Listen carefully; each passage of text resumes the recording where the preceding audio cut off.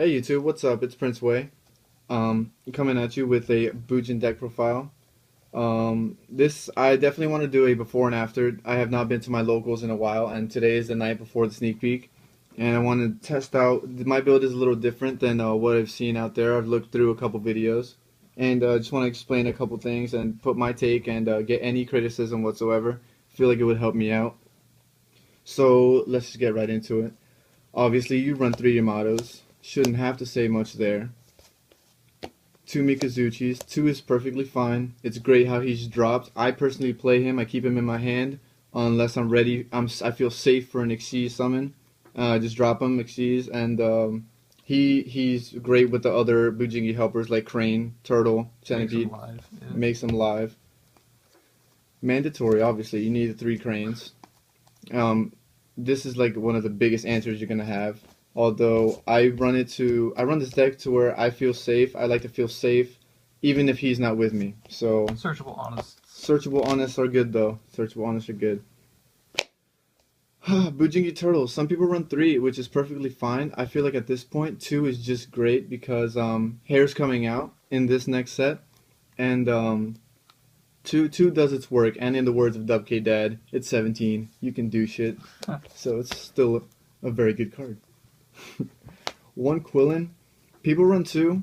Some people run 1 as well. I feel like 1 is just fine. This is more like if you have some kind of a lockdown or an annoying field spell or something you really can't get over, you don't have the resources to get over, you could pop it with Quillin. But in reality, Yamato and Cranes and anything else is gonna pretty much solve any problem. This is kind of just another little go-to card. 2 Centipedes. I'm glad Heavy's gone. I like it. I feel like this game is a little more fun. However, I still hate back row, so I do everything I can to feel protected, and this definitely does the trick. You Xyz summon with this, detach, get effect, and you have this ready to pop something in your graveyard. So good. It's such a good play. That's how I play it, personally. Not 1, not 2, not 3, but 3 Bear. Some people say they run just 1 and have to even squeeze in the second one. I would say, why wouldn't you run 3? Because you have the 3 Tenki, you have it's searchable, it pops stuff. I mean, some people say, I've heard my buddy Stugots say it's dead sometimes, and I'm just thinking, we're thinking you have to be doing pretty good for it to be dead. So, and even still, just pluses are inevitable. Here's the honest. It's obviously you need the honest majority light deck, no questions asked. Here's something I need to explain. Vivid Nights. Courtesy of my buddy Stugots, he told me about it.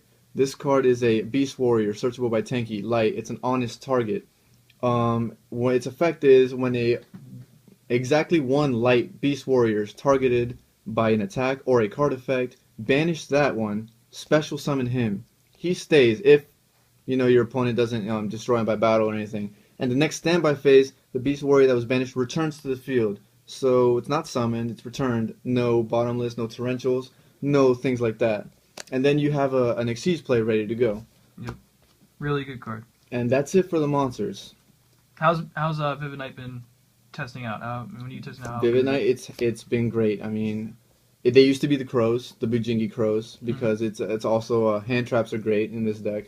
And but Vivid Night, I feel like it just does more work because it's more live. If you need a Tenki, you could just search him. If you already have answers, it's just setup. It's more setup for me. I set it up. So you definitely play it over Crow. Oh, of course. And you'd advise other people to play it over Crow. Take a look at it. This is my. I haven't seen this in any other Bujingi build, Bujin build, and I feel like my deck is different because of it, and I need any. I want to see how other people react to this because I have not seen it anywhere. Now for the spells, 2 Duality. Some people run 3 because they say this deck doesn't special summon. In my experience, I feel like there comes a time where you need something more than Yamato, like Xyz into Susanoo or Kagetsuchi, and you need the liberty to be able to special summon. Plus, a 3rd Duality, you probably mill. You have a high chance of milling the 3rd one. You always hit the Duality. So it's really annoying. So 3 Lances. You gotta protect Yamato. Bottomless is a card. Torrentials, other people do use it. Deep Prisons, all that. Deep Prisons, Mirror Force, especially Mirror Force because current Turtle doesn't protect because it doesn't target. 2 Kaiser Colosseums. this has been my solid defense against the dragons and the mermails. Not much to be said there. Lock stuff down. 3 tanky. Why wouldn't you? You have all the beast warriors in the world. Bear, it circulates, flows the deck. It's great synergy. Mm-hmm. Here's Goyoku's. I haven't seen this in Bujin builds either. Locks down your opponent's back row. They can't do anything when I hit a fate with this, or I hit anything. It's just so good. So So much plus you back get row. the 100 boost, searchable by bear. Really You good. run the 3 bears, perfect. Something also something different. Some people either run MSTs or centipedes. I run both and Goyoku. It's I feel like it's just more power back row removal for me, more security, because definitely I want to feel secure. My board needs to be, foolproof before I move in for the kill, and that's my typical play style. That's how I play my deck. This is my deck. The Solemn, the Bottomless, 2 Fiendish Chains, 2 Chains, and Threatening Roars. MSTs are going around, and I like the Threatenings because they are chainable. If I don't have any answer, this is definitely answer. However, round 2, these are typically sided out for something more effective. Let's say effective. That's it for the main deck. Now for the extra deck, you have the 2 Bujin Susanowus. 3 is too much, 1 is too little. You need it at 2. It's just great. Bujin Kagetsuchi. I've been going. I go more into him. I go into him just as much as Susanoo. It's a good card. It has the Mace Stroke Detach effect. Mill a couple of Bujins. It hurts when you mill Yamato or something, but it gets the power boost. It compensates. You'll probably see less play though when Arc Knight comes out. Of course, yeah. Arc Knights. I have room in this extra deck for the Arc Knights and an Exciton. We will definitely be playing those. Definitely looking for those. Constellar Omega. I use this against spellbooks because Fate can't touch this man.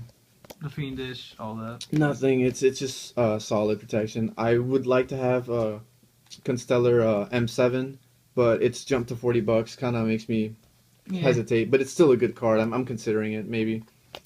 Tiger King. Buddy Stugots says, I run way too many Beast Warriors to not have a TK. It gets the tankies, it stuns your opponent's effects, monster effects for the turn, and it's just a good go-to card. Star Liege. If your deck can make this, you have an answer for any situation, really. Or anything you need to get over. And when it's destroyed, you draw one. Yeah, too good. You a card, it's really good. Too good not to have. Got Direwolf. It's an answer. Don't go to it too often, but Slave Ship. It's actually losing its purpose. It might be the Arc Knight or an Exciton. Mace Stroke. I have the Mace Stroke, even though it's similar to Kagetsuchi, because Light Imprisoning Mirror would hurt. I'd like to have this Dark, the Book of Moon. I don't run Book of Moon, but Book of Moon effect's pretty good. this Book of Moon effect, and a monster is great. Gaga Cowboy, it's the game ender. Pew pew. Abyss Dweller shuts down the mermails. Really, haven't had a run in with them, but Mermails, Fire Kings, this Zombies. all those other things Heavy. would lock their graveyards down. And Photon Pappy. You love that card. I love this card. You do. I just can't. I can't a get great rid of card. it. It's a really good card. It's a really good card. So, definitely making room for the Excitons and the Arc Knights. And side deck is purely experimental. I'm gonna see how my locals changes my mind, what cards I would put in, what cards I would take out, and how that would change the deck. But as far as you viewers go, give me any comments, any criticisms, anything at all.